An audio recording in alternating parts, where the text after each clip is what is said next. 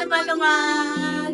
Kami dari kelompok 5 Sosio ingin mempersembahkan tugas akhir kami yang bertemakan pengaruh alun-alun tidur terhadap perekonomian masyarakat sekitar. Sebelumnya, perkenalkan, aku Dea Lovita. Aku Korita Sauda, aku Hanuna.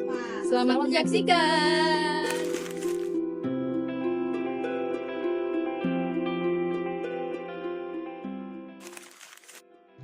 Alun-alun Kidul atau Alkid Yogyakarta merupakan ruang publik yang memiliki nilai historis, budaya, serta fungsi sosial dan ekonomi. Di alun-alun Kidul yang merupakan salah satu ruang sosial dan ekonomi yang menjadi sumbu filosofi Yogyakarta, terdapat berbagai pelaku sosial ekonomi yang aktif berinteraksi. Pelaku-pelaku tersebut adalah pedagang kaki lima, seniman jalanan, penyedia odong-odong, wisatawan baik domestik maupun mancanegara, dan komunitas olahraga. Meskipun menghadapi tantangan seperti persaingan usaha, kenaikan biaya, dan kemacetan, dinamika sosialnya mencerminkan interaksi multikultural antara penduduk lokal dan wisatawan. Aktivitas seni dan budaya lokal juga memperkuat solidaritas lokal. Meski ada tekanan akibat modernitas dan komersialisasi budaya, tetap menjadi ruang inklusif yang memadukan ekonomi berbasis wisata dengan pelestarian budaya, berpotensi menjadi model keberlanjutan bagi wilayah lain dengan pengelolaan yang baik. Alun-alun Kidul sebagai ikon budaya Yogyakarta menghadapi perubahan besar di tengah perkembangan zaman. Tradisi lokal seperti masangin, yang dahulu syarat makna spiritual, kini lebih sering dipandang sebagai hiburan komersial. Lingkungan hijau pun mulai terkikis, berganti menjadi area parkir atau tempat usaha. Namun di sisi lain, ramainya pengunjung membawa peluang ekonomi bagi UMKM lokal, meningkatkan perekonomian masyarakat sekitar. Sayangnya, perkembangan ini juga memunculkan tantangan. Konflik budaya berpotensi terjadi, karena modernisasi seringkali berbenturan dengan pelestarian tradisi.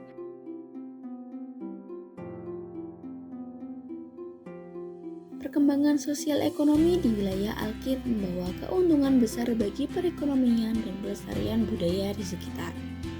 Perkembangan Alkid sebagai destinasi wisata mendorong peningkatan pendapatan bagi pedagang kaki lima, penyedia jasa, dan pengusaha lokal, serta memberikan peluang kerja bagi masyarakat sekitar, seperti di sektor perdagangan, hiburan, maupun layanan wisata.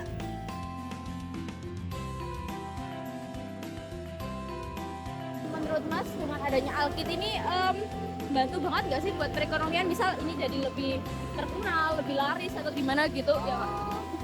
Pertama dari faktor Jogja itu kan kota pelajar ya Kak. Jadi tiap mahasiswa itu jajannya kan banyak yang modern.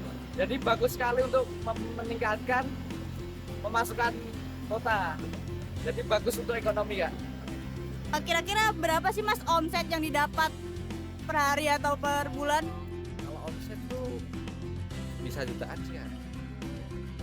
Selanjutnya, apa lapak ini ada sewanya Mas? Ya, semua lapak di sini ada sewanya Kak, dan ada organisasinya.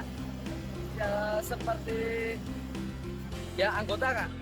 Setiap anggota per hari kurang lebih ada yang 5.000, 7.000 sampai 21.000. Nah, itu per hari Mas? Yap, betul.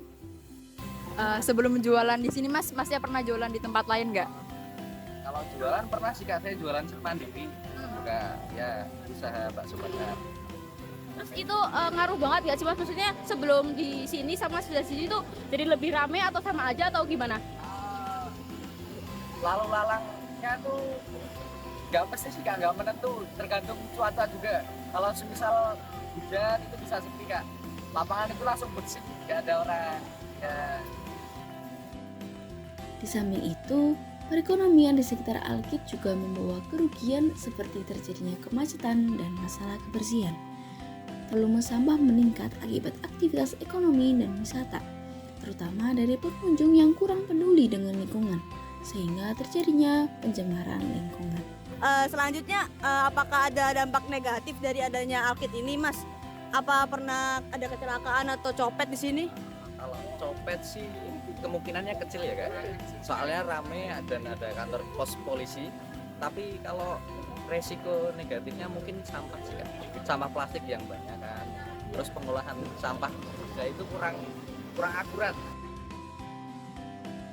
Di masa depan, Alun-alun kidul berpotensi menjadi pusat ekonomi kreatif yang semakin hidup, didukung oleh aktivitas wisata dan UMKM lokal yang terus berkembang.